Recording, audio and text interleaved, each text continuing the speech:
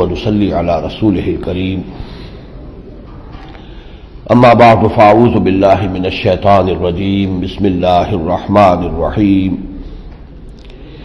وما قدر الله حق قدره اذ قالوا ما انزل الله على بشر من شيء قل من انزل الكتاب الذي جاء به موسى نورا وهدى للناس تجعلونه قراطيس تبدونها وتخفون كثيرا وعلمتم ما لم تعلموا انتم ولا آباؤكم قل الله ثم ذرهم في خوضهم يلعبون وهذا كتاب أنزلناه مبارك مصدق الذي بين يديه ولتنذر القرى ومن حولها والذين يؤمنون بالآخرة يؤمنون به وهم على صلاتهم يحافظون صدق الله العظيم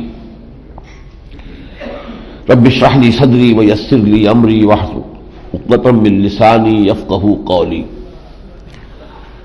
یہ میں عرض کر چکا ہوں کہ اس سورہ مبارکہ کا زمانہ نزول جو ہے وہ حضور کے قیام مکہ کا آخری زمانہ ہے، اور اس وقت تک مدینہ منورہ میں بھی یہ خبر پہنچ چکی تھی کہ مکے میں ایک صاحب نے اعلان کیا ہے نبوت کا، رسالت کا.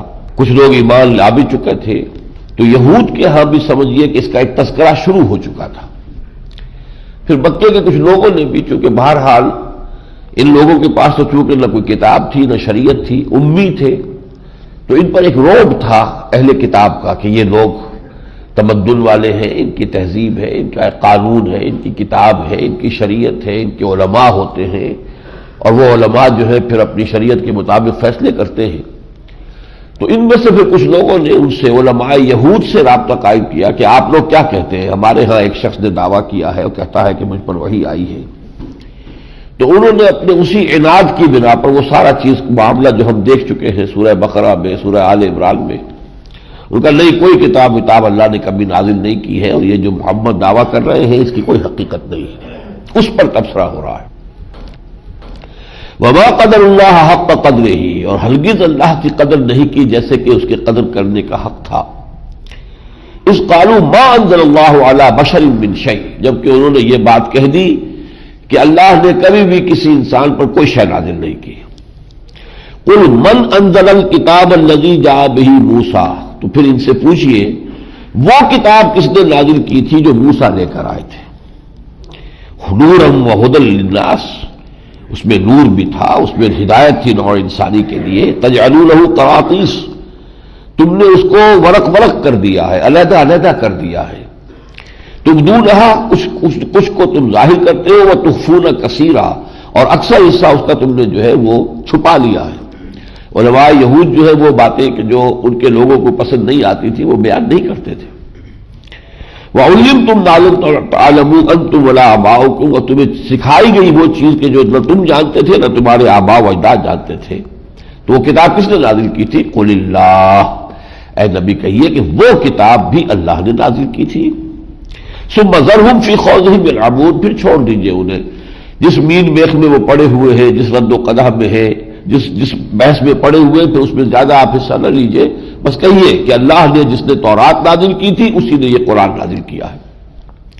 وَهَذَا كِتَابٌ أَنزَلْنَاهُ مُبَارَكٌ، یہ کتاب ہے جو اللہ نے اب نازل فرمائی ہے، جو مبارک ہے، برکت والی ہے.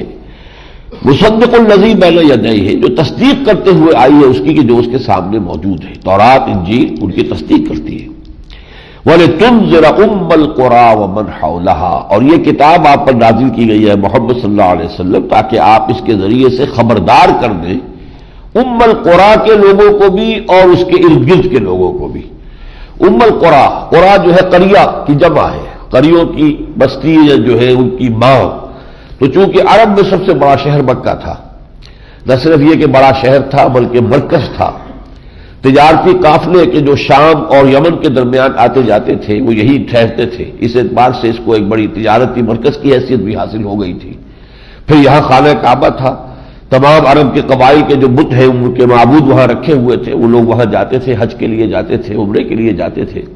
تو اس اعتبار سے القرى، تمام قریوں کی، تمام بستیوں کی ماں. تو یہاں اے نبی ہم نے آپ کو بھیجا ہے اور آپ پر یہ کتاب نازل کی ہے. تو آپ کا پہلا فریضہ تو یہ ہے کہ آپ خبردار کریں، مطلع کر دیں اور تبلیغ فرما دے ان لوگوں پر کہ جو اس ام القریٰ میں آباد ہے، ومن حولہا، اور جو اس کے آس پاس ہے۔ اب یہ من حولہا کو اگر آپ ایکسٹینڈ کریں گے تو پوری دنیا بھی اس میں آ جائے گی۔ یہ آپ کو معلوم ہے کہ زمین جو ہے وہ گول ہے، تو کسی بھی ایک جگہ کو جس کو آپ چاہے مرکز قرار دے دیں تو وہ تو مرکز بن جائے گا۔ ویسے بھی یہ ہے کہ اس وقت جو دنیا جتنی معلوم تھی، امریکہ تو ظاہر بات ہے کہ اس وقت تک ابھی پردہ غیبی میں تھا، امریکہ ہو، آسٹریلیا ہو، انٹارکٹک ہو، یہ تو نہیں تھے۔ یہ تین ہی تھے کہ جو بر اعظم دنیا میں ابھی معلوم تھے، ایشیا اور افریقہ اور یورپ، اور ان تینوں کی ناف کہلاتا ہے یہ جو جزیرہ نما عرب ہے۔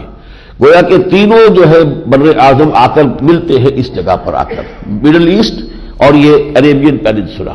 تو اللہ تعالیٰ نے عین اس متمدن دنیا اس وقت کی جو تھی، اس کے مرکزی شہر میں محمد الرسول اللہ صلی اللہ علیہ وسلم کو مبعوث فرمایا، تاکہ یہاں سے پھر دعوت اور تبلیغ کا جو سلسلہ چلے تو پوری دنیا کو کور کر لیا جائے۔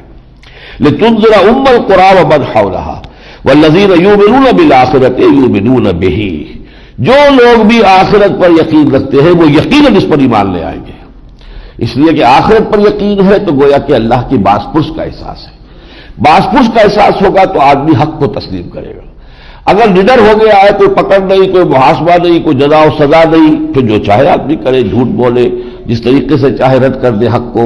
لیکن یہ کہ والذین یؤمنون بالآخرۃ یؤمنون بہ وہم علی صلاتہم یحافظون، وہ لوگ کہ جو آخرت پر یقین رکھتے ہیں وہ یقیناً اس پر بھی ایمان لائیں گے، اور وہی لوگ ہوں گے کہ جو اپنی نمازوں کی محافظت کرنے والے ہیں۔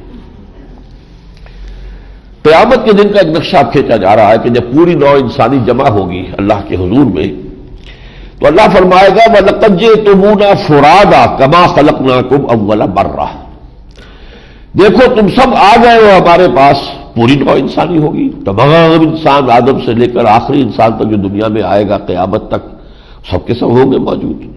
لَقَدْ جِئْتُمُونَا، آ گئے ہو نا ہمارے پاس، فُرَادَىٰ، ایک ایک کر کے، اکیلے اکیلے تنہا، کما خلقناکم اول مرہ، جیسے کہ ہم نے تمہیں پیدا کیا تھا پہلی بار۔ اصل میں یہ بہت گہرا جو ہے مسئلہ ہے قرآن مجید کے فلسفے کا، کہ تخلیق انسانی دو مراحل میں ہوئی ہے۔ پہلا مرحلہ تھا جب تمام ارواح انسانیہ پیدا کر دی گئی تھی، یہ بالکل آغاز میں، جسے آج آپ دنیا میں جانتے ہیں سائنس کے حوالے سے بگ بینگ، جس سے کہ اس میٹیریل ورلڈ کا آغاز ہوا، اس یونیورس کا آغاز ہوا ہے۔ یہ اس سے پہلے کی بات ہے، ابھی عالم ارواح تھا، مادی، اور عالم جو ہے یہ میٹیریل عالم موجود ہی نہیں تھا۔ تمام ارواح انسانیہ پیدا کر دی گئی، اس کا ذکر سورہ اعراف میں آئے گا، اور اسی وقت ہم سے عہد لیا گیا تھا الست بربکم قالوا بلی۔ اب ظاہر بات ہے تمام جو انسانوں کی ارواح تھی تو ان کے درمیان کوئی رشتہ داری نہیں تھی کہ یہ باپ ہے اور یہ بیٹا ہے اور یہ بھائی ہے، وہ رشتے تو دنیا میں جب آئیں گے تو اس عالم خلق میں آ کر رشتے قائم ہوں گے، تو وہاں تو سب کے سب ایک وقت تھے، اور یہاں آئیں گے۔ آج کوئی 2000 سال پہلے ہو کر گزر گیا، کوئی آدمی آج ہے، کوئی 100 برس کے بعد آئیں گے، تو زمان و مکان کا یہ سارا فرق اور یہ رشتہ و پیوند جو ہے یہ تو اس عالم خلق میں آ کر ہوا ہے۔ اس عالم امر میں، عالم ارواح میں نہ یہ رشتہ و پیوند تھا اور نہ ہی وہ زمانی کوئی موت تھا، تو اس کا اشارہ کیا کما خلقناکم اول مرہ، جیسے کہ ہم نے پہلی مرتبہ تمہیں پیدا کیا تھا جب ارواح کی شکل میں تم تھے۔ حدیث میں آتا ہے الارواح جنود مجندہ، لشکروں کی شکل میں یہ ارواح تھی، آج اسی طرح تم ہمارے پاس آ گئے ہو۔ وَتَرَكْتُم مَّا خَوَّلْنَاكُمْ وَرَاءَ ظُهُورِكُمْ، اور چھوڑ آئے ہو جو چیزیں کہ ہم نے جن میں تمہیں لپیٹ دیا تھا، اب وہ پیچھے چھوڑ آئے۔ دنیا میں جب تم گئے تو کوئی مال و اسباب ملا، کچھ والدین سے جو ہے وراثت مل گئی، کچھ تم نے اور کما لیا، کوئی جائیداد بنا لی، تو تم یہاں تو طرح طرح کے خول میں تھے، لیکن جب قیامت میں آؤ گے تو یہ ساری چیزیں یہاں چھوڑ کر جانا ہے، تنہا جانا ہے، ان میں سے کوئی چیز ساتھ جانے والی نہیں ہے۔ ترکتم ما خولناکم وراء ظہورکم ما نرى معکم شفعاءکم الذین زعمتم انہم فیکم شرکاء، اور ہمیں کہیں وہ شریک نظر نہیں آ رہے جنہیں تم نے شریک بنایا تھا، تمہارا خیال تھا کہ وہ یہاں آ کے شفاعت کریں گے تمہاری، وہ کہاں ہے؟ لقد تقطع بینکم، اب وہ تمہارے سارے جو ذہنی اور عقیدے کے رشتے تم نے قائم کر رکھے تھے، فلاں بزرگ ہے وہ بچا لیں گے اور فلاں جو ہے دیوی ہے وہ چھڑا لے گی، اب وہ سارے کے سارے رشتے تمہارے کٹ گئے۔ وَضَلَّ عَنْكُمْ مَا كُنْتُمْ تَزْعُمُونَ، اور جو بھی تم نے جھوٹے خیال بنا لیے تھے وہ سب کے سب ہوا ہو گئے، ان کا کوئی وجود نہیں ہے۔ وَجَعَلُوا لِلَّهِ شُرَكَاءَ الْجِنَّ، اور انہوں نے اللہ کے شریک ٹھہرا دیا جنات میں سے.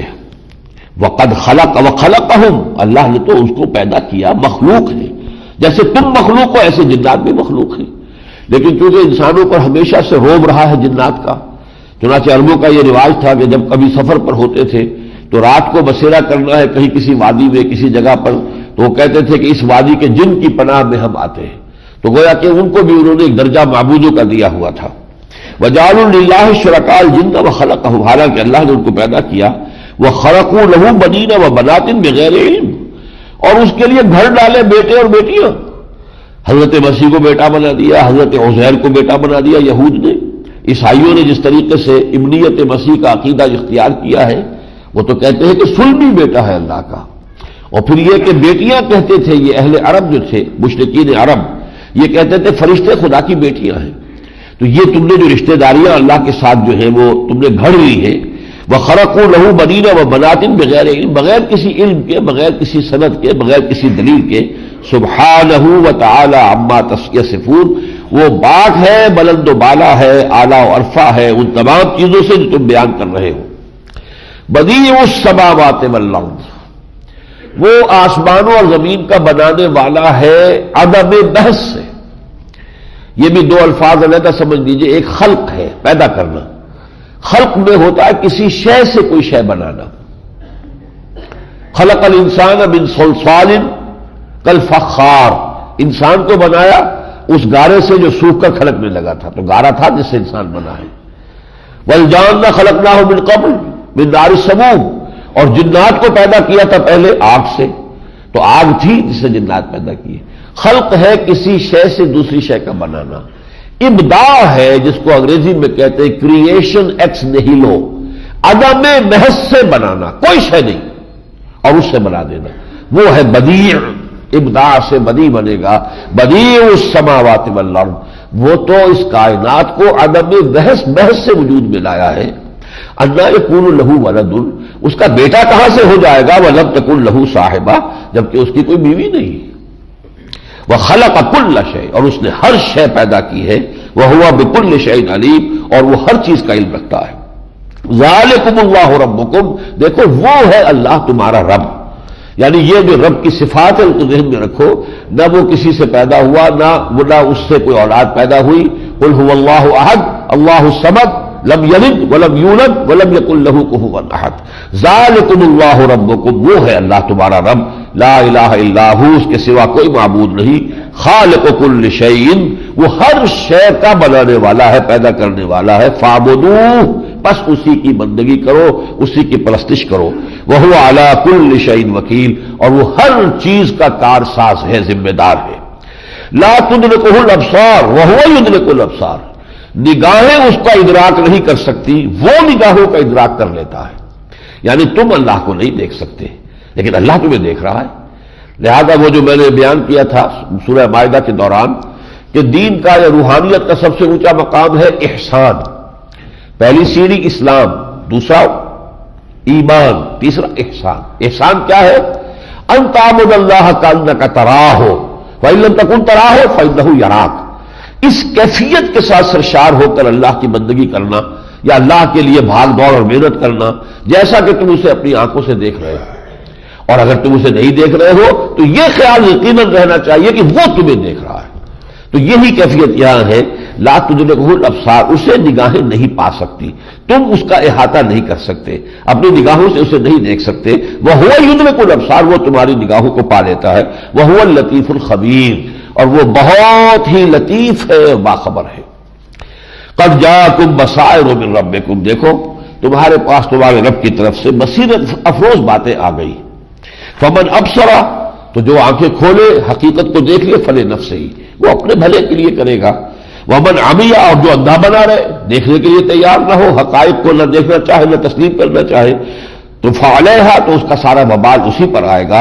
وما انا علیکم بحفیظ، اور میں تمہارا کوئی ذمہ دار نہیں ہوں. میرا کام صرف تم تک ان حقائق کو پہنچا دینا ہے، ان آیات الہیہ کا تم تک ابلاغ اور تبلیغ، یہ تو میری ذمہ داری ہے.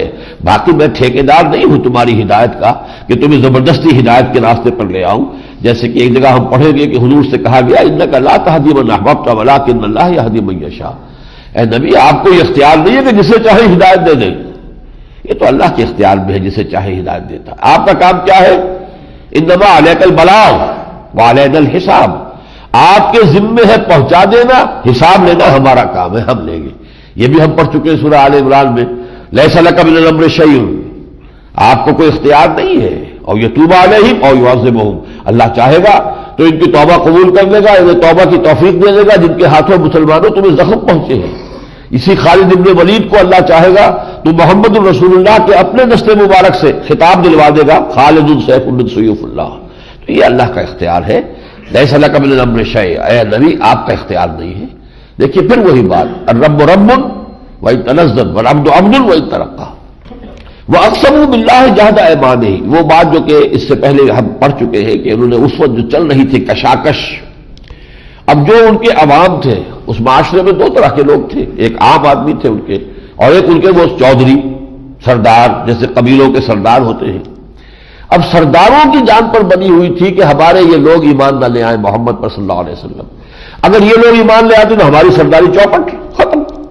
لہذا وہ لگے ہوئے تھے کسی طریقے سے اپنے ان عوام کو باور کرائیں کہ ہم مخلص ہیں، ہم واقعتاً جو بھی کسی ضد یا ہٹ درمی کی وجہ سے محمد کو رد نہیں کر رہے صلی اللہ علیہ وسلم، بلکہ یہ کہ واقعتاً ان کے پاس دلیل ہی نہیں ہے، اب کوئی اور شے نہیں، تو اس کے اوپر وہ ڈیرا لگا لیا کہ پھر دکھاؤ معجزہ، اور وہ معجزہ جو ہے اس کی بات ہو رہی ہے اللہ کی طرف سے کہ وہ معجزہ ہم نہیں دکھائیں گے، جس کا بھی جو بھی حق کا طالب ہے اس قرآن سے سمجھے اس سے بڑا معجزہ کوئی نہیں۔ تو وہی جو بحث اور کشاکش ہے وہ یہاں چل رہی ہے، وَأَقْسَمُوا بِاللَّهِ جَهْدَ أَيْمَانِهِمْ لَئِن جَاءَتْهُمْ آيَةٌ لَيُؤْمِنُنَّ بِهَا، اور وہ اپنی پورے زور شور کے ساتھ قسمیں کھا کھا کر لوگوں کو یقین دلاتے ہیں، اگر کوئی معجزہ ہمیں دکھا دیا گیا، اگر کوئی نشانی محمد دکھانے میں کامیاب ہو جاتے ہیں، ہم لازماً ایمان لے آئیں گے، آخر ہمیں کیا ضرورت ہے کہ ہم رد کریں اور انکار کریں۔ تو انہوں نے اپنے عوام کو باور کرا دیا تھا کہ یہ لوگ اپنے اس مطالبے میں مخلص ہیں، لہذا وہ ان کی پیروی کر رہے تھے۔ قُلْ إِنَّمَا الْآيَاتُ عِندَ اللَّهِ، اے نبی کہہ دیجئے آیات معجزات سب کے سب اختیار میں ہے اللہ کے۔ وَمَا يُشْعِرُكُمْ أَنَّهَا إِذَا جَاءَتْ لَا يُؤْمِنُونَ، اے مسلمانوں کے ذہن میں بھی یہ بات آتی ہوگی جیسا کہ میں نے عرض کیا تھا کہ اگر کوئی ایک آدھ معجزہ دکھائی دیا جائے کم سے کم ان کی زبان تو بند ہو، تو فرمایا کہ وَمَا يُشْعِرُكُمْ أَنَّهَا إِذَا جَاءَتْ لَا يُؤْمِنُونَ، کہ جب وہ معجزہ دکھایا جائے گا تب بھی یہ ماننے والے نہیں، یہ ایمان نہیں لائیں گے۔ آخر فرعون نے حضرت موسیٰ علیہ السلام کی معجزہ دیکھ کر کون سے مانا؟ سمود کی قوم کو ایک چٹان میں سے برآمد ہو گئی ایک اونٹنی، گابل اونٹنی، وہ اتنا بڑا معجزہ دکھایا، قوم نے نہیں مانا۔ حضرت عیسیٰ علیہ السلام کو جو معجزے دے دیے گئے، علماء یہود نے ان کو مرتد اور کافر اور جادوگر قرار دے کر اپنے بس پڑتے سولی پر چڑھا دیا۔ تو معجزے کے ذریعے سے کوئی آج تک مانا نہیں ہے۔ ماننا تو ہوتا ہے انسان کی اپنی طبیعت سلیم ہے اور وہ واقعتاً حق کا جویا ہے، متلاشی ہے، وہ چاہتا ہے کہ اسے حق اور ہدایت جو ہے ملے، اس کے لیے اللہ تعالیٰ راستہ کھول دیتا ہے، اس کے لیے قرآن سے بڑھ کر کسی شے کی ضرورت نہیں۔ اب اگر کوئی ہر دھرم ہے جس نے ماننا ہی نہیں ہے، وہ اپنی نفس پرستیوں میں شہوات ہی میں مبتلا ہے، اسی میں مگن ہے اور اسی میں رہنا چاہتا ہے، تو کتنے ہی معجزے دکھا دیے جائیں وہ ایمان نہیں لائیں گے۔ وَنُقَلِّبُ أَفْئِدَتَهُمْ وَأَبْصَارَهُمْ كَمَا لَمْ يُؤْمِنُوا بِهِ أَوَّلَ مَرَّةٍ، اور اگر ایسا معجزہ ہوا بھی تو یہ ایمان نہیں لائیں گے، اس لیے کہ ہم ان کے دلوں کو الٹ دیں گے اور ان کی نگاہوں کو، اس لیے کہ وہ پہلی مرتبہ ایمان نہیں لائے تھے۔ اس میں بڑی عظیم حقیقت ہے اور وہ یہ ہے، اللہ تعالیٰ نے جیسے ہمارے جسم میں صلاحیتیں رکھی ہیں، اب آنکھ میں بینائی ہے، بصارت ہے، فرض کیجئے آپ اس آنکھ کے اوپر پٹی باندھ دیں، کئی سال تک پٹی بندھی رہے، بینائی زائل ہو جائے گی۔ کیوں؟ اس کو کہتے ہیں ڈس یوز ایٹروفی۔ جس شے کے لیے اللہ نے کسی شے کو بنایا ہے اسے استعمال نہیں کریں گے تو اس کی وہ صلاحیت ختم ہو جائے گی۔ اسی طریقے سے انسان میں حق کو پہچاننے کی ایک صلاحیت اللہ نے رکھی ہے، حق سامنے آتا ہے آدمی پہچان لیتا کہ ہاں بات ٹھیک ہے، لیکن اپنی ضد کی وجہ سے، کسی مصلحت کی وجہ سے، کسی چودراہٹ کی وجہ سے، کسی اور اسی طرح کے تعصب کی وجہ سے رد کر دیتا ہے، دل گواہی دے رہا ہے کہ ٹھیک ہے مانو، نہیں مانتا۔ اس کا نتیجہ کیا نکلتا ہے کہ یہ صلاحیت ان میں کم ہونی شروع ہو جاتی ہے اور رفتہ رفتہ پھر وہ صلاحیت بالکل سلب ہو جاتی ہے۔ اس مرحلے پر پھر آتا ہے ختم اللہ علی قلوبہم وعلی سمعہم وعلی ابصارہم غشاوہ۔ اب یہ اس پوائنٹ آف نو ریٹرن کو پہنچ چکے ہیں کہ اب ان کے لیے کوئی شے بھی ہدایت کا ذریعہ نہیں بن سکتی، اس لیے کہ وہ اندرونی جو ان کی استعداد تھی حق کو پہچاننے کی وہی سلب ہو گئی۔ اسی کو یہاں تعبیر کیا ہے، ہم ان کے دلوں کو الٹ دیں گے اور ان کی نگاہوں کو الٹ دیں گے، اس لیے کہ پہلی مرتبہ حق کے منکشف ہونے پر انہوں نے حق کو قبول نہیں کیا، لہذا اس جرم کی پاداش میں وَنَذَرُهُمْ فِي طُغْيَانِهِمْ يَعْمَهُونَ، اور ہم انہیں ان کی سرکشی کے اندر چھوڑ دیں گے کہ اندھے ہو کر آگے بڑھتے چلے جائیں۔ وَلَوْ أَنَّنَا نَزَّلْنَا إِلَيْهِمُ الْمَلَائِكَةَ، اور اے مسلمانوں دیکھو اگر ہم ان کے اوپر فرشتے نازل کر دیں، وَكَلَّمَهُمُ الْمَوْتَى، اور قبروں سے نکل کر مردے بھی آ کر ان سے کلام کرے اور کہے کہ محمد جو ہے واقعی حق ہے اور اللہ کے رسول ہے، وَحَشَرْنَا عَلَيْهِمْ كُلَّ شَيْءٍ قُبُلًا، اور ہر چیز ہم ان کے سامنے لا کے جمع بھی کر دیں، مَا كَانُوا لِيُؤْمِنُوا إِلَّا أَن يَشَاءَ اللَّهُ، تب بھی ان میں سے کوئی ایمان لانے والا نہیں ہے الا یہ کہ اللہ تعالیٰ ہی کی توفیق ہو، اور اللہ کی توفیق کسے ہوتی ہے؟ جو طالب حقیقت ہوتا ہے۔ طالب حق ہوگا اللہ کی توفیق ہوگی، طالب حق نہیں ہے اللہ کی توفیق نہیں ہوگی۔ وَلَٰكِنَّ أَكْثَرَهُمْ يَجْهَلُونَ، لیکن ان کی اکثریت جو ہے ناواقف ہے، جہالت میں مبتلا ہے۔ اب جو بات آ رہی ہے وہ اس موضوع پر یوں سمجھیے کہ ضربہ سلام ہے۔ وَكَذَٰلِكَ جَعَلْنَا لِكُلِّ نَبِيٍّ عَدُوًّا شَيَاطِينَ الْإِنسِ وَالْجِنِّ، اسی طرح ہم خود کھڑا کر دیتے ہیں ہر نبی کے مقابلے میں دشمن بنا کر شیاطین جن و انس کو، یعنی یہ بھی اللہ تعالیٰ کی سنت ہے۔ ایک نبی آیا ہے، وہ دعوت دے رہا ہے، حق کی طرف بلا رہا ہے، کچھ لوگ حق کی طرف آ رہے ہیں، لیکن اگر کوئی آزمائش نہ آئے، کوئی تکلیف نہ آئے، کوئی بھی کسی جگہ کی رکاوٹ نہ ہو تو یہ سب کچے رہیں گے، ان کی پختگی ہوگی نہیں۔ اللہ چاہتا ہے کہ یہ پکے، یہ بھٹیوں میں سے گزرے، آزمائشوں میں سے گزرے۔ آزمائش تبھی ہوگی جب کشاکش ہو، جب یہ کشاکش ہوگی تو تکلیفیں آئیں گی، مصیبتیں آئیں گی، کچھ جھیلنے پڑیں گے، زخم کھانے پڑیں گے، لہذا اس سے پھر وہ پختگی ہوگی۔ اس لیے ہم خود گویا کہ ہم اجازت دے دیتے ہیں شیاطین جن و انس کو کہ وہ ہمارے ان نبیوں کی مخالفت میں کمر کس لیں۔ یہ مسلمانوں کو سمجھایا جا رہا ہے کہ پریشان نہ ہو، یہ تو سنت الہی کے مطابق ہو رہا ہے۔ یہ جو کشاکش اس وقت ہے محمد صلی اللہ علیہ وسلم اور سرداران قریش میں، یہ تو اللہ کی سنت کے تابع ہے۔ وَكَذَٰلِكَ جَعَلْنَا لِكُلِّ نَبِيٍّ عَدُوًّا شَيَاطِينَ الْإِنسِ وَالْجِنِّ يُوحِي بَعْضُهُمْ إِلَىٰ بَعْضٍ زُخْرُفَ الْقَوْلِ غُرُورًا، وہ ایک دوسرے کو بڑی ملمہ والی باتیں جو ہے وہی کرتے رہتے ہیں۔ کسی کو کوئی اگر حق کی طرف ذرا مائل ہوتا ہے پھر کسی طریقے سے اسے ورغلا کر پھر واپس لے آتے ہیں۔ وَلَوْ شَاءَ رَبُّكَ مَا فَعَلُوهُ، اللہ چاہتا تو وہ ایسا نہ کر سکتے۔ یہ اللہ تعالیٰ کی اپنی حکمت کے اندر ہے کہ ایسا ہو تاکہ کشاکش ہو، آزمائش ہو، اور اس میں پھر اہل ایمان جو ہے ان کی پختگی ہو، ذہنی پختگی اور ان کے کردار کی پختگی۔ فَذَرْهُمْ وَمَا يَفْتَرُونَ، اور آپ چھوڑیے ان کو، جو کچھ افطرا بازی یہ کر رہے ہیں آپ زیادہ ان کی طرف توجہ نہ کریں۔ وَلِتَصْغَىٰ إِلَيْهِ أَفْئِدَةُ الَّذِينَ لَا يُؤْمِنُونَ بِالْآخِرَةِ وَلِيَرْضَوْهُ وَلِيَقْتَرِفُوا مَا هُمْ مُقْتَرِفُونَ، اور یہ ہم اس لیے کرتے ہیں تاکہ جن لوگوں کے اندر ایمان نہیں ہے آخرت کا اور وہ اللہ کے جناب میں واپسی کا کوئی خیال نہیں رکھتے، ملاقات کی کوئی امید نہیں رکھتے، وہ ان کی طرف مائل ہو جائیں۔ جیسے الیکٹرولسس جب ہوتا ہے تو وہ جو بھی آئنز کچھ ادھر چلے گئے، کچھ پازیٹیو میں چلے گئے، کچھ نیگیٹو میں چلے گئے، تو یہ الیکٹرولسس ہو رہا ہے معاشرے کا کہ جو حق کے طالب ہیں وہ ادھر محمد رسول اللہ کی طرف جو ہے جمع ہوتے چلے جائیں گے، اور جن کے دلوں میں کجی ہے، زیغ ہے، ٹیڑھ ہے، جو خود ہدایت کے طالب نہیں ہے، وہ اس دوسرے الیکٹرون کی طرف چلے جائیں گے۔ تو یہ تو پروسیس وہ ہے کہ جو عین حکمت خداوندی کے تحت ہو رہا ہے۔ وَلِتَصْغَىٰ إِلَيْهِ أَفْئِدَةُ الَّذِينَ لَا يُؤْمِنُونَ بِالْآخِرَةِ وَلِيَرْضَوْهُ وَلِيَقْتَرِفُوا مَا هُمْ مُقْتَرِفُونَ، اور پھر جو گندگیاں، جو بھی برائیاں انہوں نے کمانی ہے وہ بھرپور طریقے پر کما لیں۔ وَكَذَٰلِكَ جَعَلْنَا فِي كُلِّ قَرْيَةٍ أَكَابِرَ مُجْرِمِيهَا، اسی طرح ہم نے ہر بستی میں، ہر آبادی میں اس کے جو بڑے بڑے لوگ سردار ہوتے ہیں، چودھری ہوتے ہیں، ان کو بڑے مجرم بنا کر کھڑا کر دیا۔ مَا يَمْكُرُونَ إِلَّا بِأَنفُسِهِمْ، لیکن یہ کہ جو بھی وہ چالیں چل رہے ہیں اس دعوت کو روکنے کے لیے، جس طرح کی سازشیں کر رہے ہیں، جس طرح کی پروپیگنڈے کر رہے ہیں، عوام پر اثر انداز ہونے کے لیے جو باتیں انہوں نے گھڑ لی ہیں، لیکن نتیجے کے اعتبار سے یہ سارا ان کے اپنے خلاف جا رہا ہے۔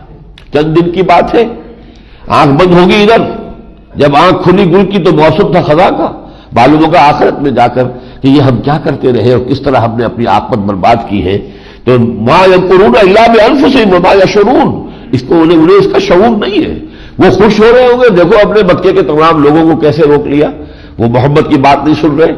اس لیے یہ واقعہ امام راضی نے کسی جگہ لکھا ہے، مجھے اس وقت حوالہ یاد نہیں ہے، کہ حضور کے ایک پھوپھی زاد بھائی تھے، وہ اگرچہ ایمان نہیں لائے تھے حضور پر لیکن محبت کرتے تھے، جیسے ابو طالب ایمان تو نہیں لائے لیکن محبت تھی اور آپ کا ساتھ دیتے تھے، تو وہ بھی حضور کے ساتھ رہتے تھے اکثر، ایک سپورٹ، اخلاقی مورل سپورٹ کے طور پر. ایک مرتبہ قریش کے سرداروں سے بیٹھ کر جب یہ گفتگو ہوئی اور انہوں نے کہا کہ محمد ہمیں یہ معجزہ دکھاؤ تو ہم مان لیں گے ورنہ کوئی نہیں. تو جب وہاں سے اٹھ کے آئے تو اس پھوپھی زاد بھائی نے کہا کہ آج تو آپ کی قوم نے آپ پر حجت قائم کر دی ہے، اب اگر آپ کی طرف سے کوئی معجزہ نہ آیا تو پھر میں آئندہ آپ کے ساتھ کبھی نہیں رہوں گا. اس پر حضور کو بہت شدید صدمہ ہوا، رنج ہوا حضور کو. ظاہر بات ہے کہ یہ انسانی احساسات اور جو بھی ہوتے ہیں، وہ تو ایسا وقت بھی آیا تھا کہ جب ابو طالب کی ہمت جواب دینے لگی تھی، جب ایک وفد آیا تھا کہ اب ہمارے صبر کی حد ہو گئی ابو طالب، یا تو اپنے اس بھتیجے کو روک لو کہ وہ ہمارے معبودوں کو غلط نہ کہے، ہمارے مذہب کی جو ہے وہ تکذیب نہ کرے، ورنہ یہ ہے کہ پھر میدان میں آ جاؤ تم بھی، اور مقابلہ کھلے میدان میں اب ہوگا. تو ابو طالب نے حضور کو بلایا، کہا کہ بھتیجے مجھ پر اتنا بوجھ نہ ڈالو جس سے میں برداشت نہ کر سکوں. ظاہر بات ہے اکیلے پورے قریش کا کیسے مقابلہ کر لیتے، بنو ہاشم چھوٹا سا خاندان تھا. اس وقت حضور کی آنکھوں میں آنسو آ گئے اور انہوں نے کہا کہ چچا جان اب تو یا تو یہ بات پوری ہو کر رہے گی یا میں اپنے آپ کو اسی میں ہلاک کر لوں گا. لیکن وہ جذبات تو ہوتے ہیں نا انسان کی بشریت کے جو بھی تقاضے ہیں، تو آپ کی آنکھوں میں اس وقت آنسو آئے ہیں کہ یہی ایک سہارا تھا. اس چچا نے مجھے پروٹیکشن دی ہوئی تھی جس کی وجہ سے قریش جو میری تکہ موٹی کر دے اگر ان کی پروٹیکشن نہ ہو کہ بنو ہاشم کا سردار ابو طالب جو ہے وہ ان کی پشت پر ہے، تو اس لیے اب یہ بھی سہارا جو ہے وہ جا رہا ہے. نظر آ رہا ہے کہ ان کی ہمت جواب دے رہی ہے. یہی وجہ ہے کہ جس سن میں ابو طالب کا انتقال ہوا اور حضرت خدیجہ الکبریٰ رضی اللہ تعالی عنہا کا بھی انتقال اسی سن میں ہوا، یہ سن 10 کہلاتا ہے، یعنی وحی کے آغاز کے بعد سے 10واں سال، سن 10 نبوی. ابھی ہجرت تو بعد میں ہوگی، سن ہجری کا تو آغاز ہی نہیں ہوا. اس سال کو حضور نے عام الحزن قرار دیا.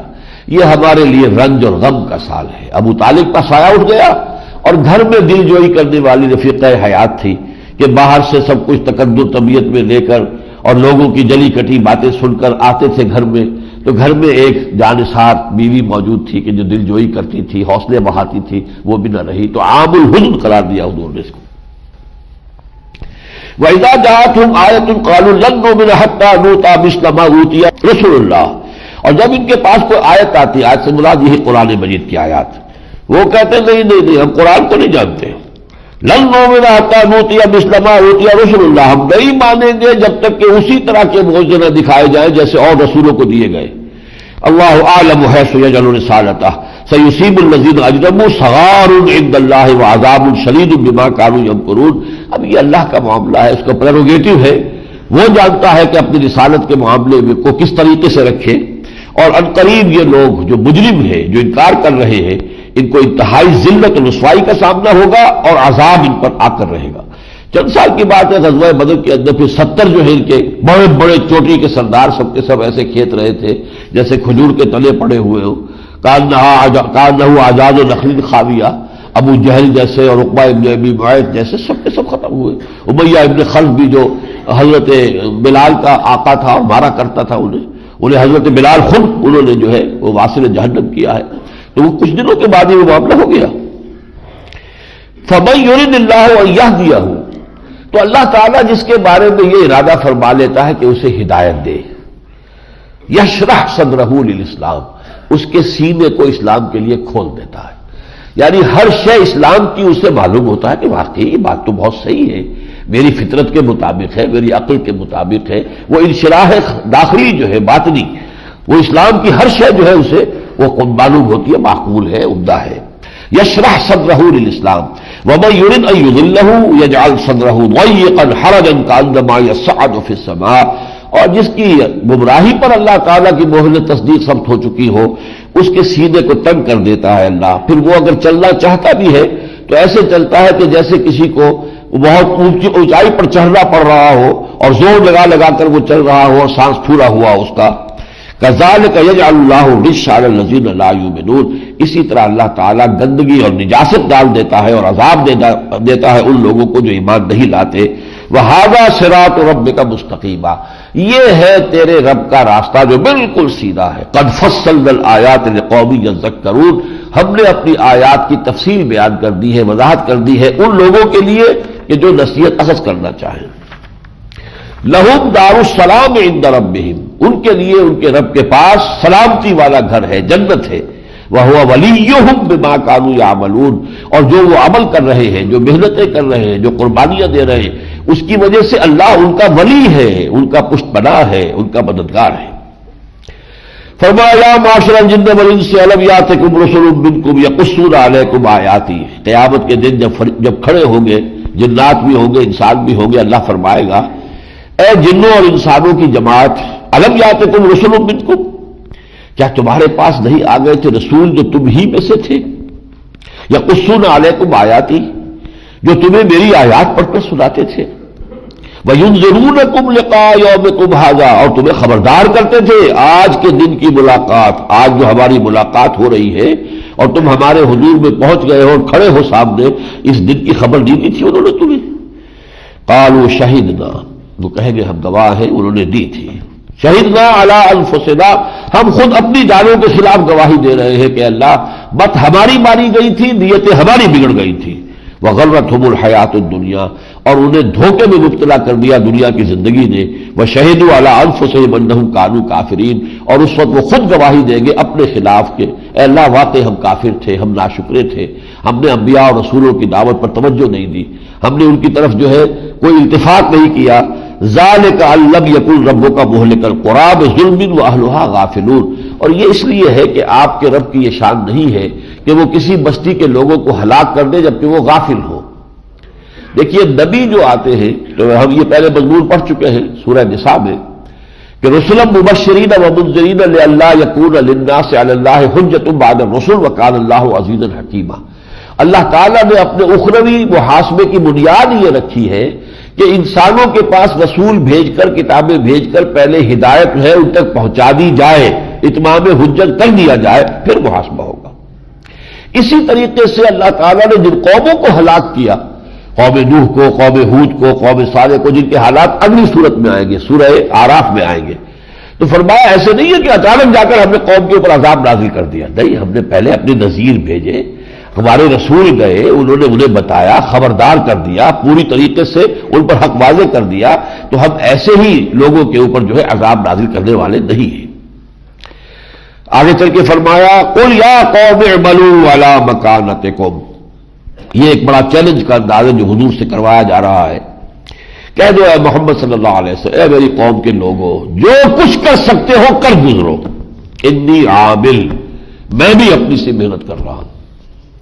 اب نتیجہ کیا نکلے گا یہ اللہ کے ہاتھ میں ہے، لیکن میں تم سے کوئی رعایت نہیں مانگتا، میں تم سے کوئی اپیل نہیں کرتا، نہ میں نے تم سے کوئی اجرت طلب کی، نہ کبھی کوئی معاوضہ، تم سے کوئی مفاد مانگا، کچھ نہیں. اسی طرح میں یہ نہیں کہتا کہ میرے ساتھ نرمی کرو، رعایت، جو کر سکتے ہو کر لو. اعملوا علی مکانتکم، جو تمہارے بس میں آ سکتا ہے میری مخالفت میں اور میری اس دعوت کو روکنے میں، جو ایڑی چوٹی کا زور لگا سکتے ہو لگا لو. انی عامل، میں اپنا سا زور لگا رہا ہوں، جو میری ذمہ داری ہے وہ میں ادا کر رہا ہوں. فسوف تعلمون، ان قریب تمہیں معلوم ہو جائے گا، من تکون لہ عاقبۃ الدار، کس کو ملنے والا ہے وہ پچھلا گھر، آخرت کا گھر جو ہے وہ اللہ تعالیٰ کی رحمت اور مغفرت، یہ کس کو ملنے والی ہے. انہ لا یفلح الظالمون، ایک بات اچھی طرح سمجھ لو، ظالم کبھی فلاح نہیں پائیں گے. اس کے بعد مسلسل 2-3 رکوعوں میں جو وہاں کے معاشرے میں بعض بڑے یعنی مشرکانہ اوہام پیدا ہو گئے تھے، وہ کچھ جانوروں کو اپنے بتوں کے نام پر چھوڑ دیتے تھے. جیسے جن لوگوں نے بھی ہندو معاشرے کو دیکھا، اب ایک نسل تو یہاں پہ پیدا ہو چکی ہے جن کو معلوم ہی نہیں. بہرحال جن کو بھی یہ تجربہ انہیں معلوم ہے کہ وہ سانڈ چھوڑ دیا، کوئی گائے چھوڑ دی، اب وہ جو ہے کسی بت کے نام پر، دیوی کے نام پر اسے کوئی ٹچ نہیں کر سکتا، وہ جہاں چاہے منہ مارے، کھائے پیے. اسی طرح ان کے ہاں تھا. اور یہ کہ پھر اس جانور کا گوشت نہیں کھا سکتے، اس کی پیٹھ پر سواری نہیں کر سکتے. اور پھر اسی طریقے سے کچھ اور قسم کے جانور تھے کہ ان کا گوشت جو ہے وہ ہم تو کھا سکتے ہیں، ہماری عورتیں نہیں کھا سکتی. اس قسم کا انہوں نے ایک بڑا توبار بنایا ہوا تھا کہ مشرکانہ شریعت سمجھ لیجئے کہ وہ انہوں نے تصنیف کی ہوئی تھی. ان چیزوں کی پھر نفی جو ہے بہت تفصیل سے آئی ہے. انہی کا حوالہ سورہ بقرہ میں بھی آیا کہ یہ جو تمہارے اوہام وغیرہ ہیں تو اب ختم کرو. اللہ تعالیٰ نے جس چیز کو حرام کیا ہے وہ واضح کر دیا، یہ چیز حرام ہے.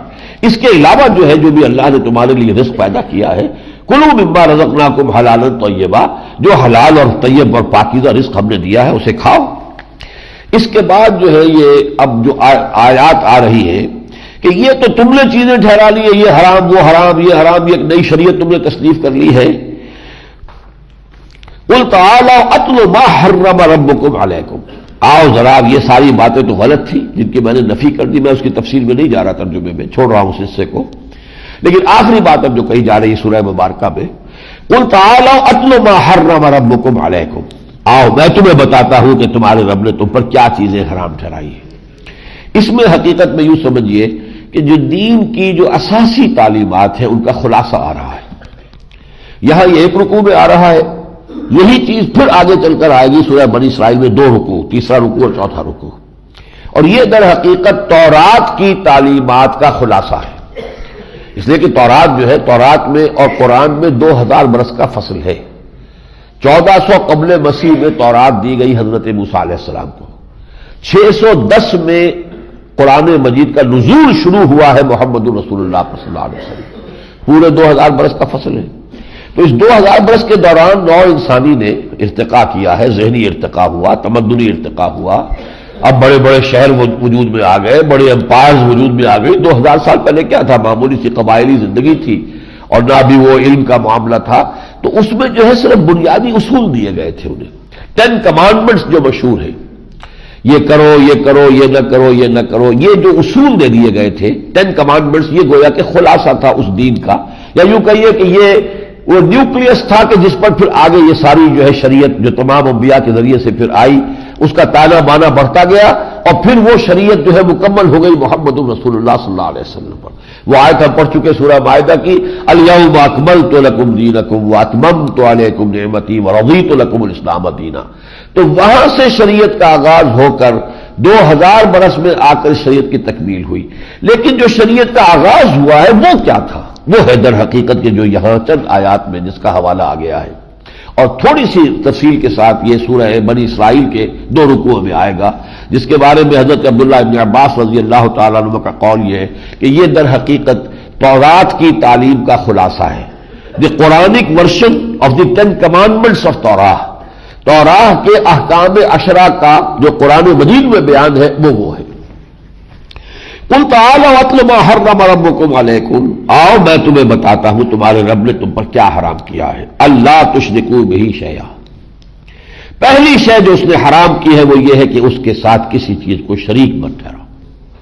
توحید خالص کسی درجے میں، کسی اعتبار سے، اس کی صفات میں، اس کی ذات میں، اس کے حقوق میں، اس کے اختیارات میں، کسی مخلوق کو، کیا وہ شے ہو یا کوئی وہ انسان ہو، کسی درجے میں شریک نہیں کرنا. پہلی بات. وبالوالدین احسانا، والدین کے ساتھ حسن سلوک، ان کی خدمت، ان کا ادب، یہ بھی انسانی معاشرے کی یہ گویا کہ ایک اہم بنیاد ہے جو مغرب میں بالکل منہدم ہو چکی ہے، بالکل منہدم ہو چکی ہے. والدین بوجھ معلوم ہوتے ہیں. بوڑھے والدین کو علیحدہ لے جا کر اولڈ ہاؤسز کے اندر ڈال دیا، کھانے پینے کو تو سب کچھ انہیں ملتا ہے وہاں پر، لیکن یہ ہے کہ وہ اپنی اولاد کی شکل نہیں دیکھ سکتے، ترستے ہیں. وہ بات نہیں. اللہ کا شکر ہے کہ آج بھی ہمارا مشرقی معاشرہ جو ہے وہ اس درجے نہیں بگڑا ہے، اگرچہ وہ فورسز پورا زور لگا رہی. یہ ساری NGOs جو یہاں پر کام کر رہی ہیں، نان گورنمنٹ آرگنائزیشنز، ان سب کا جو مین ہے وہ یہ ہے کہ خاندانی نظام کو، جیسے کہ وہ یورپ میں برباد ہو چکا ہے، یہاں پر بھی اسے بالکل مسمار کر کے رکھ دیا جائے. ایک کانفرنس کی تھی کائرو میں اور ایک کانفرنس کی ہے بیجنگ میں. اب دیکھیے کس طریقے سے ایشیا کو گویا کہ حصار میں لیا ہے، محاصرے میں لیا ہے. ایک بڑی کانفرنس وہاں، ایک یہاں. کس لیے؟ یہ ہے فیمنزم، ویمن لب، عورتوں کی آزادی. اور وہ عورتوں کی آزادی اگر ہوگی خاندان کا ادارہ برباد ہو جائے. وبالوالدین احسانا نمبر 2 ہو گیا. ولا تقتلوا اولادکم من املاق، اپنی اولاد کو تنگ دستی کے خیال سے قتل نہ کرو.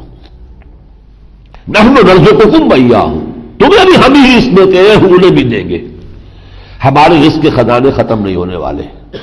یہ ضرور ہے کہ ہم حساب سے اس میں سے نازل کرتے ہیں، ایشو کرتے ہیں تو حساب کتاب سے کرتے ہیں، لیکن یہ ہے کہ ہمارے وہ خزانے جو ہیں وہ اتھاہ ہیں، وہ ان لمیٹڈ ہے. آپ کو معلوم ہے اب وہ سورسز فوڈ کی سامنے آ رہی ہے جو کچھ عرصے پہلے انسان کو معلوم ہی نہیں تھی۔ ریسنٹ پاس میں یہ سی فوڈ، سمندر سے کتنا کچھ جو ہے فوڈ نکل رہا ہے، اور وہ ہمارا جو زمین خشکی پر جو فوڈ ہے اس سے کتنا بہتر ہے۔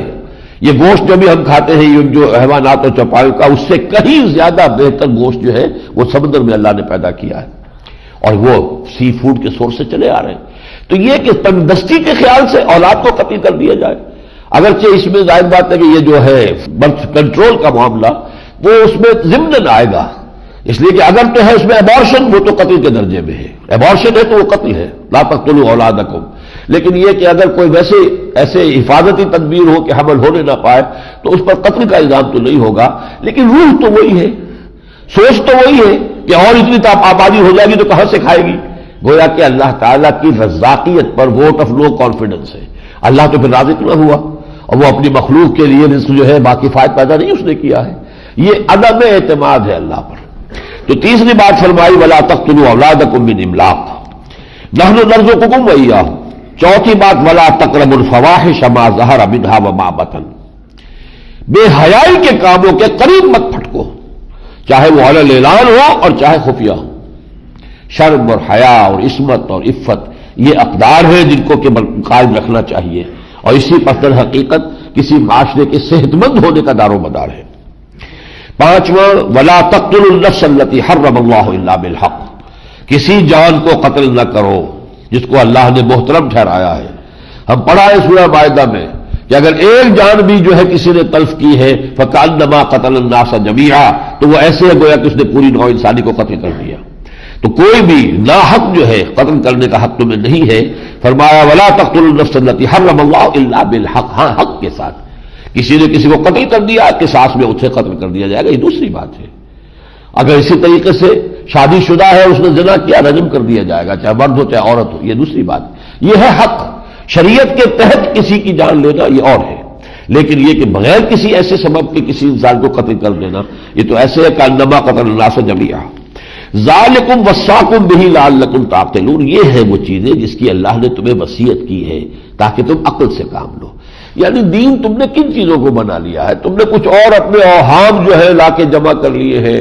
نہ معلوم اب ہمارے ہاں بھی جو عورتوں کے ہاں اور عوام کے اندر جو اوہام جو ہے پھیلے ہوئے ہیں وہ ان کا مذہب کا درجہ انہوں نے دے رکھا ہے۔ دین تو یہ ہے وَلَا تَقْرَبُوا مَالَ الْيَتِيمِ إِلَّا بِالَّتِي أَحْسَنُ حَتَّىٰ يَبْلُغَ أَشُدَّهُ۔ دیکھو یتیم کے مال کے قریب نہ پھٹکو مگر بہترین طریقے سے، اس کا مال ہڑپ کرنے کی کوشش نہ کرو، اس کے مال کی اچھی چیزیں جو ہے وہ خود لے کر اپنی بری چیزوں سے گنتی پوری نہ کر دو۔ یہاں پڑھ چکے ہیں، آ چکا اس سے پہلے سورہ نساء کے اندر شروع میں وَلَا تَتَبَدَّلُوا الْخَبِيثَ بِالطَّيِّبِ، اور فرمایا کہ حَتَّىٰ يَبْلُغَ أَشُدَّهُ، یہاں تک کہ وہ اپنی جوانی کو، شعور کی عمر کو پہنچ جائے، بالغ ہو جائے۔ وَأَوْفُوا الْكَيْلَ وَالْمِيزَانَ بِالْقِسْطِ، جب ناپ کے تولو پورا ناپ کو، اور جب تول کر دینا ہے تو سیدھی ڈنڈی کے ساتھ تولو، کوئی ناپ تول میں کوئی کمی نہ ہو۔ وَلَا تَبْخَسُوا النَّاسَ أَشْيَاءَهُمْ، لوگوں کو ان کی چیزیں کم مت دو۔ ہوتا کیا ہے، ذرا سی ڈنڈی ماری کسی نے تو وہ کیا ہوگا، 2-3 تولے کم کر لے گا اور کیا کرے گا، لیکن ایمان تو گیا نا، وہ تھوڑی سی جنبش ہاتھ کی جو ہے وہ ایمان کو تو ختم کر دے گی۔ وَأَوْفُوا الْكَيْلَ وَالْمِيزَانَ بِالْقِسْطِ لَا نُكَلِّفُ نَفْسًا إِلَّا وُسْعَهَا، ہم نہیں ذمہ دار ٹھہرائیں گے کسی انسان کو، کسی جان کو، مگر اس کی وسعت کے مطابق۔ یعنی اللہ تعالیٰ کے ہاں جو حساب ہوگا قیامت میں وہ انڈیویجول بیسس پر ہوگا، کس شخص میں میں نے کتنی طاقت رکھی تھی، اس میں وہ کیا کر کے لایا، سب کو برابر تو نہیں رکھا ہے، کس میں کتنی ذہانت رکھی تھی یہ تو اللہ جانتا ہے۔ اب ظاہر بات ہے آج کی اصطلاح میں ہم کہیں کہ جینز ہیں ہمارے، اب میرے اپنے کچھ جینز تھے، والدہ سے والد سے ملے ہیں، انہیں ان کے والدین سے ملتے چلے آ رہے ہیں، وہ جینز جو ہے اس سے میری ایک شخصیت کا حیولہ بنا ہے، وہ تو میرے لیے گیون ہے، یہ میں نے خود تو نہیں بنایا ہے، it's not by choice, it's given for me. لیکن اس کے اندر اب میں کیا کر رہا ہوں ود ان دس، اس کو شاکلہ کہا ہے سورہ بنی اسرائیل میں۔ شاکلہ انسانی شخصیت کا بنتا ہے انہی چیزوں سے کہ جو اللہ کی طرف سے اسے دے دی گئی، وہ شخص جو دی گئی ہے۔ ابھی شاکلہ نے جو کچھ اس کے اندر صلاحیت اور استعداد تھی اسے اس نے کس طور سے بھرپور طریقے پر استعمال کیا، اس پر محاسبہ ہوگا۔ لا نکلف نفسا الا وسعها واذا قلتم فاعدلوا، اور دیکھو جب بھی بات کرو تو عدل کی بات کرو۔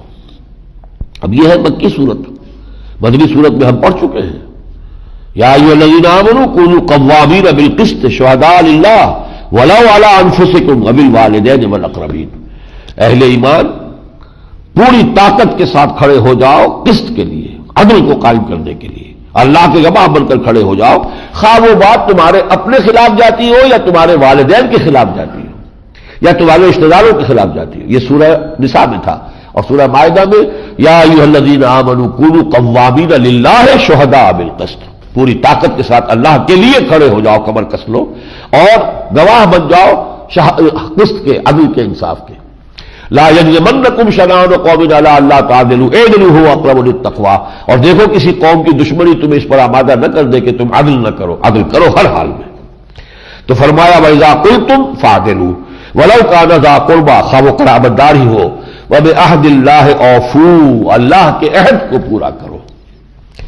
اللہ کا عہد جو ہے اصل میں تو آئے گا سورہ اعراف میں، اگلی صورت ہے أَلَسْتُ بِرَبِّكُمْ قَالُوا بَلَىٰ، میری اور آپ کی ارواح یہ عہد کر کے اس دنیا میں آئی ہے، اب اللہ کی بندگی کا حق ادا کرنا ہمارے ذمے ہے، ہم نے اسے اپنا رب مانا ہے۔ ذالکم وصاکم بہ لعلکم تذکرون، یہ ہے وہ چیزیں جن کی وصیت اور تاکید کی ہے اللہ نے تمہیں تاکہ تم نصیحت اخذ کرو۔ یہ اصول ہے، اس میں ساری تمدن کے اصول بھی آ گئے، معاشرت کے اصول بھی آ گئے، انفرادی صورت و کردار کی باتیں بھی آ گئیں، لین دین کے معاملات کے اندر جو صداقت اور عدل ہے اور وہ امانت داری ہے اس کا سب کا تذکرہ آ گیا۔ وَأَنَّ هَذَا صِرَاطِي مُسْتَقِيمًا، اور دیکھو یہ ہے میرا راستہ جو سیدھا ہے۔ اب یہ محمد رسول اللہ فرما رہے ہیں وَأَنَّ هَذَا صِرَاطِي مُسْتَقِيمًا فَاتَّبِعُوهُ، اللہ تعالیٰ کی طرف سے ہے، فرمایا جا رہا ہے یہ میرا راستہ ہے سیدھا، اس کی پیروی کرو۔ وَلَا تَتَّبِعُوا السُّبُلَ فَتَفَرَّقَ بِكُمْ، اور جو راستے پگڈنڈیاں ادھر ادھر جا رہے ہیں ان کی پیروی نہ کرو کہ وہ تمہیں لے کر متفرق ہو جائیں عن سبیلہ، اللہ کے راستے سے۔ ذالکم وصاکم بہ لعلکم تتقون، یہ ہے وہ چیزیں جن کی وصیت اللہ نے تمہیں کی ہے تاکہ تمہارے اندر تقوی پیدا ہو جائے، تاکہ تم بچ سکو۔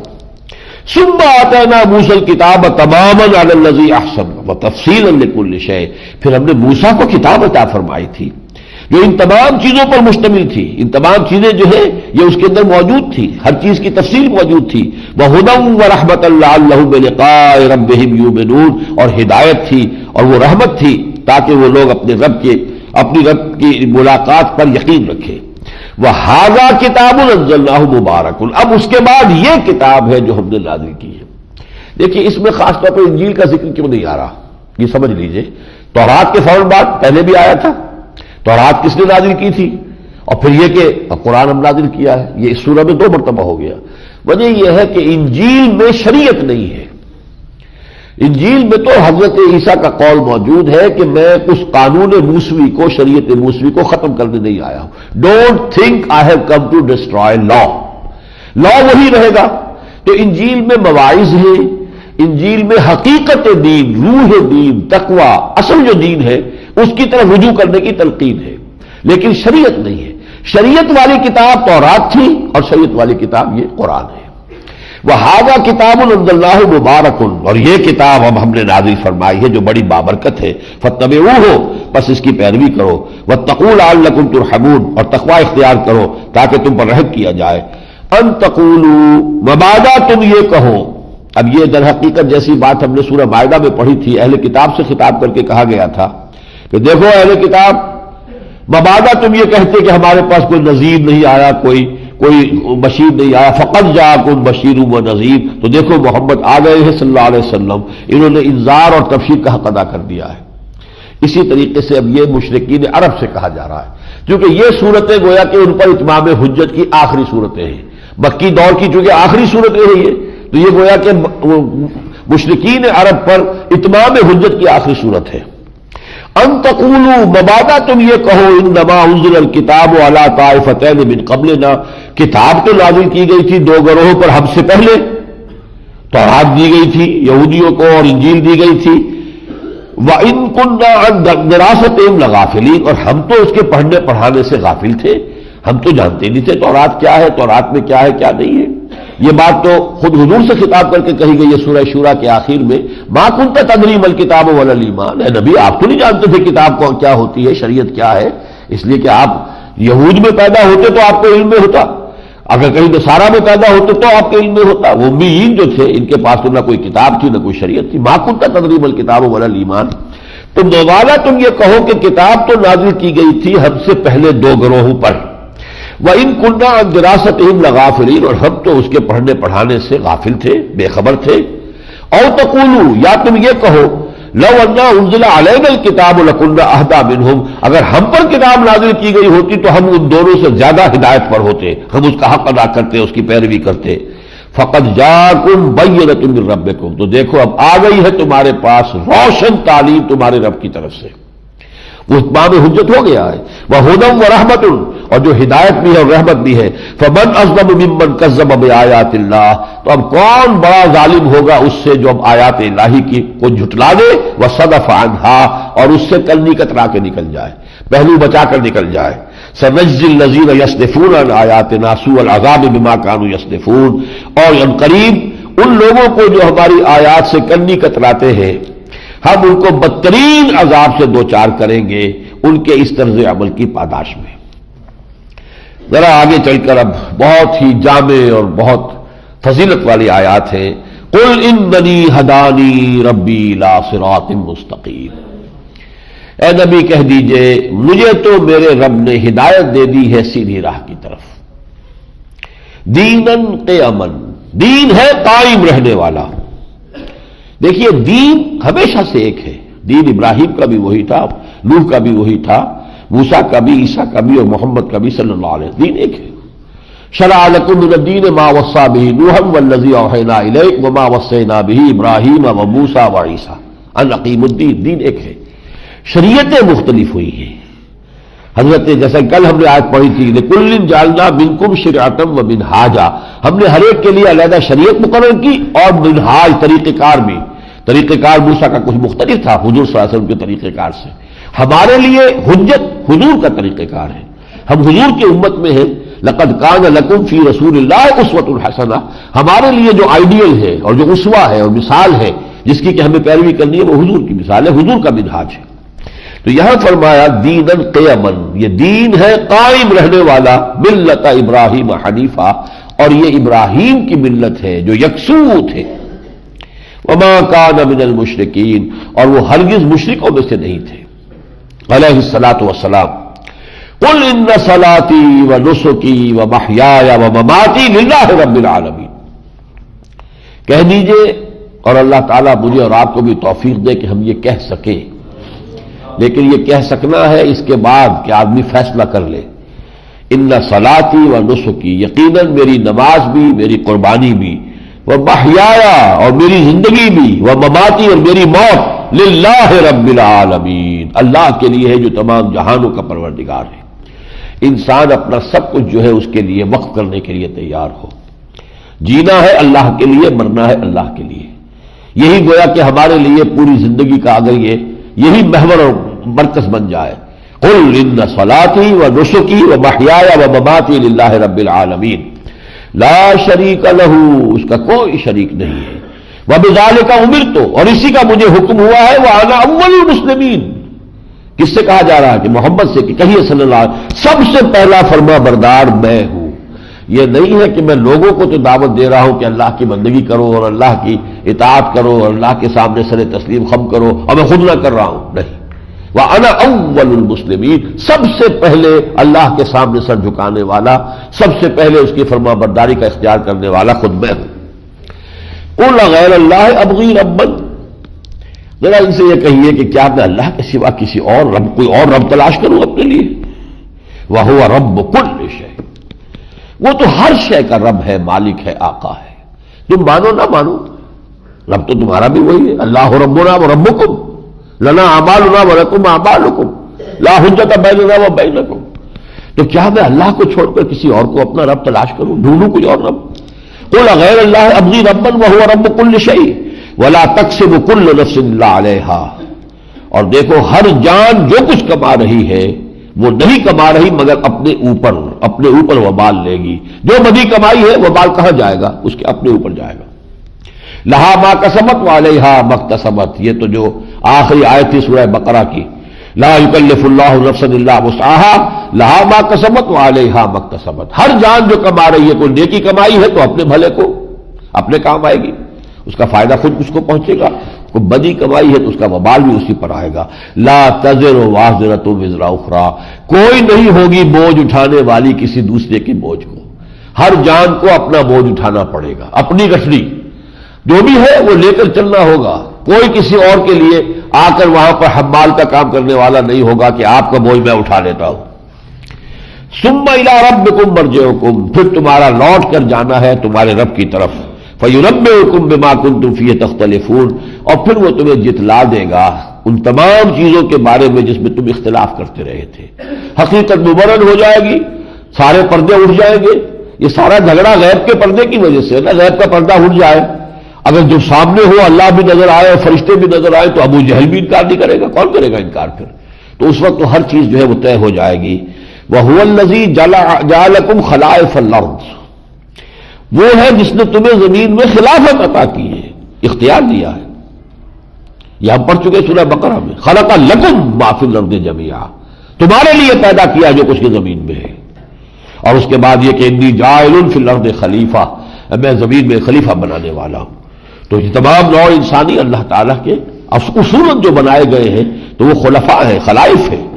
وَهُوَ الَّذِي جَعَلَكُمْ خَلَائِفَ الْأَرْضِ وَرَفَعَ بَعْضَكُمْ فَوْقَ بَعْضٍ دَرَجَاتٍ، اور اس نے تم میں سے بعض کے درجے بعض پر بلند کر دیے. لِيَبْلُوَكُمْ فِي مَا آتَاكُمْ، تاکہ تمہیں آزمائے اس میں کہ جو کچھ اس نے تمہیں دیا ہے. کسی کا درجہ بلند ہے، کسی کا کم ہے.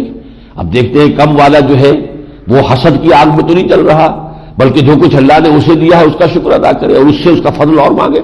لیکن یہ کہ اور جو شخص کو زیادہ دے دیا ہے وہ تکبر اور غرور میں تو نہیں مبتلا ہو گیا کہیں، مال کی بنیاد پر، دولت کی بنیاد پر، علم کی بنیاد پر، ذہانت کی بنیاد پر کوئی تکبر پیدا ہو جائے اور کوئی عجب پیدا ہو جائے.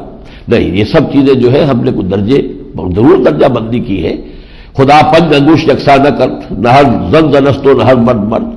تو لوگوں کے اندر صلاحیتیں مختلف ہیں، استعدادات مختلف ہیں، مزاج مختلف ہیں، اور اسی سے در حقیقت یہ سارا جو بھی ہے تمدن کے یہ سارا ہنگامہ ہے اور ساری رونقیں ہیں. وَهُوَ الَّذِي جَعَلَكُمْ خَلَائِفَ الْأَرْضِ وَرَفَعَ بَعْضَكُمْ فَوْقَ بَعْضٍ دَرَجَاتٍ لِيَبْلُوَكُمْ فِي مَا آتَاكُمْ إِنَّ رَبَّكَ سَرِيعُ الْعِقَابِ. آخری جملہ یہ ہے سورہ مبارکہ کا، یقیناً اے محمد صلی اللہ علیہ وسلم آپ کا رب بہت جلد ہے حساب لینے میں. اس کے کمپیوٹرز اتنے ہیں کہ اس کے اندر حساب لینے میں آپ کا جو ہے شیٹ نکال کر دکھانے میں کوئی لمحہ بھی نہیں لگے گا. نخرج لہ یوم القیامت کتابا یلقاہ منشورا اقرأ کتابک کفی بنفسک اليوم علیک حسیبا. بیلنس شیٹ نکال کر دکھا دیں گے، بٹن دبانے کی دیر ہوگی، یہ آپ کی بیلنس شیٹ تیار ہے، دیکھ لیجئے. اور ذرا سا بٹن دبائیے، جو منظر دیکھنا چاہیں وہ بھی آپ کو نظر آ جائے گا کہ وہ واقعتاً آپ وہ کام کر رہے تھے کہ نہیں کر رہے تھے. ہمارے پاس تو ہر شے ریکارڈ ہے، کوئی شخص انکار نہیں کر سکے گا، اس لیے کہ وہ ساری کی ساری ڈاکومنٹ جو ہے وہ تو موجود ہے. اور آج سے 100 برس پہلے یہ معاملہ سارا ایمان بالغیب کا تھا. آج یہ معاملہ ایمان بالغیب کا نہیں رہا. آج تو ہمیں معلوم ہے آوازیں جو ہے وہ ریکارڈ ہو رہی ہیں، اور جو تصویریں ہیں پوری زندگی کی ریل ایک بن رہی ہے. سمجھ میں آنے والی باتیں ہیں. جو یعنی بٹن کے سائز کے جو ہے وہ اگر لگے ہوئے ہیں کہیں پر وہ ٹیپ ریکارڈرز، پتہ ہی نہیں کہ جو بات میں کر رہا ہوں وہ ریکارڈ بھی ہو رہی ہے اور ہو رہی ہے. تو آج تو ہمارے لیے ان باتوں کو ماننا اور ان پر ایمان لانا نسبتاً بہت آسان ہے. تو ان ربک سریع العقاب، یقیناً آپ کا رب جو ہے وہ سزا دینے میں بھی بہت تیز ہے، جلدی ہے. وَإِنَّهُ لَغَفُورٌ رَحِيمٌ، اور وہ غفور اور رحیم بھی ہے. اب یہ تمہارا اپنا کام ہے کہ تم اللہ کی مغفرت اور رحمت کا حقدار اپنے آپ کو بناتے ہو یا اس کے سزا اور عقاب کا مستحق بناتے ہو. اللہ تعالی ہمیں اس کی رحمت اور اس کی مغفرت کا مستحق اور امیدوار بننے کی توفیق عطا فرمائے. بارک اللہ لی ولکم فی القرآن العظیم ونفعنی وإیاکم بالآیات والذکر الحکیم.